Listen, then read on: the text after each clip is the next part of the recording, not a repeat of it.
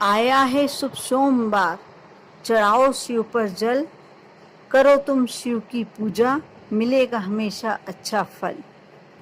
जय श्री कृष्ण दोस्तों, हर हर महादेव। कैसे हैं आप सब? स्वस्थ और सुरक्षित होंगे। दोस्तों, महादेव की पूजन जो करता है, महाकाल की जो पूजन करता है, कभी उस पर कष्ट आ ही नहीं सकता, कोई समस्या आ ही नहीं सकती। आप महादेव की जैसे भी पूजन चाहते हैं, जैसे भी पूजन करते हैं, आपको हमेशा महादेव की पूजन का अच्छा ही फल प्राप्त होता है। महादेव के दर्शन कर लेना, महादेव के शिवालय के शिखर के दर्शन कर लेना ही आपके लिए बहुत ही धन्य भाग वाला काम होता है। जिसने महादेव के दर्शन कर लिए, महादेव के मंदिर में दीपक लगा दिया, महादेव का अभिषेक कर दिया, भोलेनाथ को अपने दिल से कुछ भी समर्पित कर दिया, हमेशा उसकी हर कार्य में जीत होती है, सफलता मिलती है। कोई भी समस्या उसके जीवन को नहीं परेशान करती। दोस्तों, आज मैं बहुत ही छोटी छोटी कुछ बातें बताने वाली हूँ। एक ऐसा उपाय जो आप सभी को जानना भी चाहिए और करना भी चाहिए। बहुत ही श्रेष्ठ उपाय। कैसी भी समस्या हो, यदि धन संबंधी समस्या हो, पैसे की समस्या हो, क्लेश संबंधी समस्या हो, पति पत्नी में आपस में मन मुटाव रहता है, या हमेशा कोई अनजाना सा भय, अनजाना सा डर, कोई विशेष शत्रु, आपका ऐसा लग रहा है कि कोई शत्रु आपका नुकसान पहुंचाने वाले हैं, आपको परेशान करने वाले हैं, या कोई भी ऐसी परेशानी जो आपको परेशान कर रही है, अंदर के अंदर कचोट रही है, कोई डर है, कोई समस्या है, महादेव के मंदिर में जाकर, शिवालय में जाकर, यदि भोलेनाथ के समक्ष आप एक छोटे छोटे से कुछ उपाय कर लेते हैं, आपका जीवन मानकर चलिए। और जो मैं उपाय बताने वाली हूँ, बहुत ही श्रेष्ठ उपाय, बहुत ही अचूक उपाय है। आप यदि विश्वास के साथ करते हैं, आस्था, पूरी आस्था लगाकर करते हैं, क्योंकि कहते हैं भोलेनाथ बहुत ही भोले भाले हैं। जो भक्त दिल से उनके मंदिर में जाके उनके दर्शन कर लेता है और ओम नमः शिवाय या श्री शिवाय नमस्तुभ्यम, नमः शिवाय ओम, कोई भी मंत्र का साधारण सा जाप भी कर लेता है, एक बार भी यदि उनके समक्ष जाकर अपने मन से, सच्चे मन से उन्हें याद कर लेता है, उसके जीवन के सारे कष्ट मिट जाते हैं। दोस्तों, कल सोमवार है और उसके दूसरे दिन हरतालिका तीज। हरतालिका तीज भगवान शिव और माँ पार्वती का ही व्रत होता है, पूजन होती है।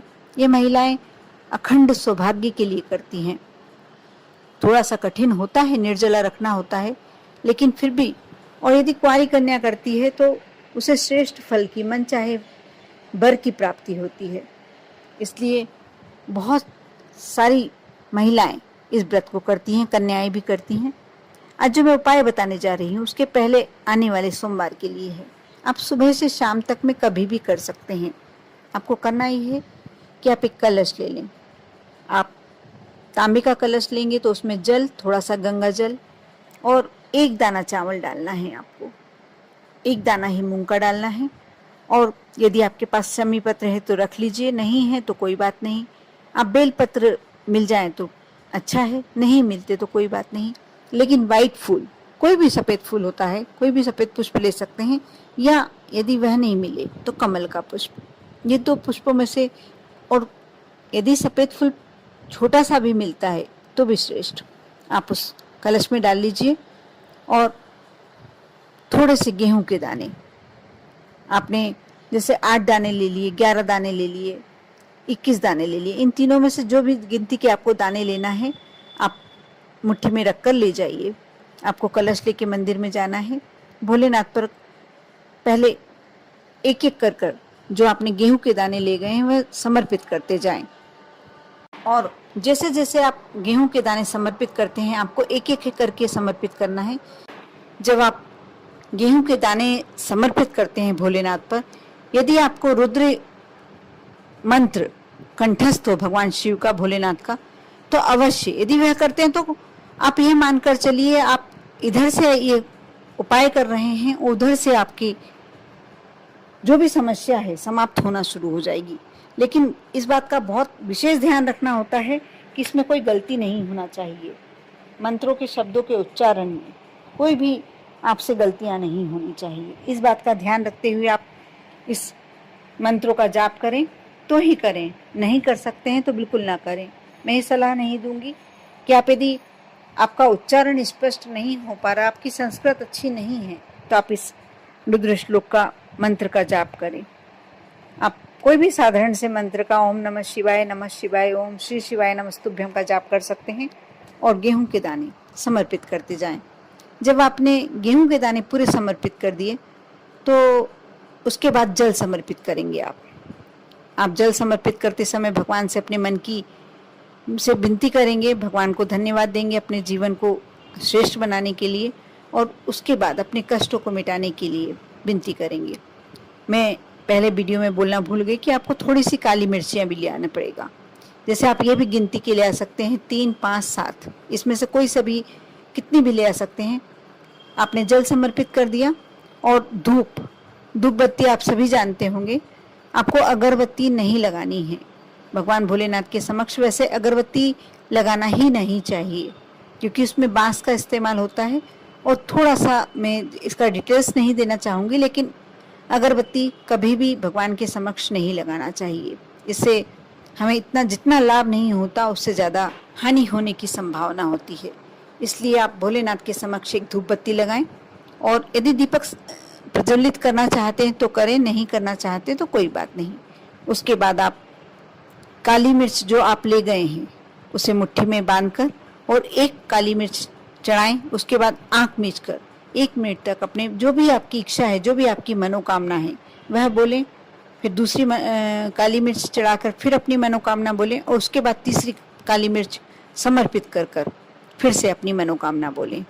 थोड़ी देर वहाँ बैठकर नंदी के पीछे वाले स्थान पर बैठकर वहाँ भगवान का स्मरण करते रहें, और उसके बाद वापस वो काली मिर्च उठाकर घर ले आएं। आपने जब घर लेके आए काली मिर्च, उसे पीस कर थोड़ा सा दरदरा सा कूट लें उसे, और पानी में मिला लें, और जो आपकी घर की छत है उस पर आप उसको जो पानी मिलाया है आपने काली मिर्च में, वो पानी का छिड़काव कर दें, और उसके बाद नीचे उतर कर आ जाएं बिना कुछ देखे हुए। आप देखना धीरे धीरे आपके घर की जो भी समस्या है, चाहे धन संबंधी हो, चाहे पैसे संबंधी हो, चाहे क्लेश संबंधी हो, यदि बच्चों का विवाह नहीं हो रहा, बस जब आप शिवालय में जाएं और भोलेनाथ के समक्ष आप गेहूं के दाने चढ़ाते हैं, जल समर्पित करते हैं या काली मिर्च चढ़ाते हैं, उस समय आपको अपने मन की जो भी आपकी इच्छा है, जो भी मनोकामना है वो बोलना है।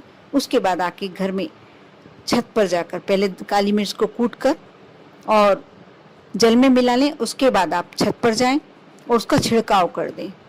उस जल का छिड़काव करने के बाद आप वापस नीचे उतर कर आ जाएं।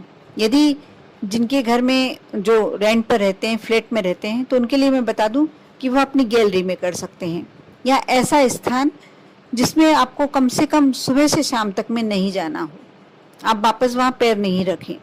बस आप छिड़काव करने के बाद अपने उस स्थान से हटकर अपने नीचे आ जाएं। जहाँ यदि ऊपर कर रहा है तो आप नीचे आ जाएं, बालकनी में कर रहा है तो अंदर आ जाएं, और प्रयास करें कि आपके घर का परिवार का मेंबर कोई भी उस समय आपके उस स्थान पर नहीं जाए। शाम तक में वह उसका जो भी उसके उस उपाय को करने के बाद जो भी उसमें क्रियाएं होंगी और जो भी आपके घर से दोष दूर होना है वो शुरुआत हो जाएगी। शाम के बाद आप उस स्थान पर जा सकते हैं, उसका कोई दोष नहीं है। और इतना करने के बाद आप देखना आपको शाम से ही फर्क लगने लगेगा। जैसे जैसे वो पानी सूखेगा और जैसे जैसे काली मिर्च की खुशबू जमीन में सतह में फैलेगी, वह अपने आप दोष दूर होते चले जाएंगे। बहुत ही अच्छा और बहुत अचूक उपाय है। ये उपाय मैंने स्वयं भी करके देखा है, इसलिए मैं इस उपाय को अच्छे तरीके से जानती हूँ कि जिसने भी उपाय किया है उसके जीवन की समस्याएं बहुत ही शीघ्र दूर होना शुरू हो गई। और ये आप यदि कर सकते हैं तो लगातार कुछ सोमवार करें। एक सोमवार में इतना आपको फायदा देखने को नहीं मिलेगा, लेकिन 5 सोमवार करते हैं तो आपको पूरी समस्याओं से जैसी भी जो मनोकामना आप करते हैं। और एक बात का विशेष ध्यान रखें, जो आपकी सबसे ज़्यादा ज्वलंत समस्या है, सबसे ज़्यादा बड़ी समस्या है, उस समस्या को आप उस समय बोलें। एक से ज़्यादा समस्याएं उस समय नहीं बोल सकते हैं। आपको एक ही समस्या को बार बार बोलना है। वह समस्या इतनी बार भोलेनाथ के कानों में पड़नी चाहिए कि वो भोलेनाथ उस समस्या को दूर ही कर दें। इसलिए बहुत अचूक उपाय है और मैं बार बार कहूँगी कि आप विश्वास के साथ करेंगे। कोई भी कार्य यदि आप विश्वास के साथ करते हैं तभी फलीभूत होता है। बिना विश्वास के यदि आपने उपाय समझ के कर दिया तो आपका वह कार्य शायद हो सकता है कि देर से सिद्ध हो या सिद्ध ही ना हो। फिर आपको ऐसा लगेगा कि मैंने कार्य किया, मेरा पूरा नहीं हुआ। लेकिन इसके लिए आपको विश्वास रखना होगा। आप जैसा जैसा बताया गया है वैसा वैसा ही करना है। आपको गेहूं के दाने भी ले आना बहुत ज़रूरी है। सफ़ेद पुष्प का होना भी बहुत ज़रूरी है। चाहे आप गंगा जल में नहीं मिलाते हैं तो उसका कोई इतना फर्क नहीं पड़ता, लेकिन आपको सफ़ेद पुष्प या कमल का पुष्प ये दोनों रखना आवश्यक है। गेहूं के दाने समर्पित करना बहुत आवश्यक है।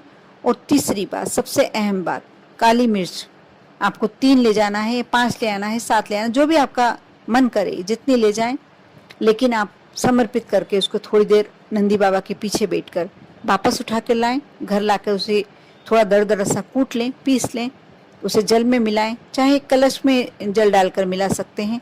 उसका छिड़काव जो भी आपका, यदि गैलरी भी आपकी नहीं है, छत भी आपके पास नहीं है, तो आप कोई बात नहीं अपने घर के आंगन में कर सकते हैं। लेकिन प्रयास करें सुबह से शाम तक में उस आंगन में आप ना जाएं, आपके घर के परिवार के मेंबर ना जाएं, क्योंकि जो आपके घर की नकारात्मक ऊर्जा है, जो आपको घर में बरकत नहीं होने दे रही, जो ऊर्जा आपके घर में कोई बुरी ही बुरी घटनाएं करवा रही है, वो ऊर्जा को दूर होने में कम से कम सुबह से शाम तो लग ही जाता है।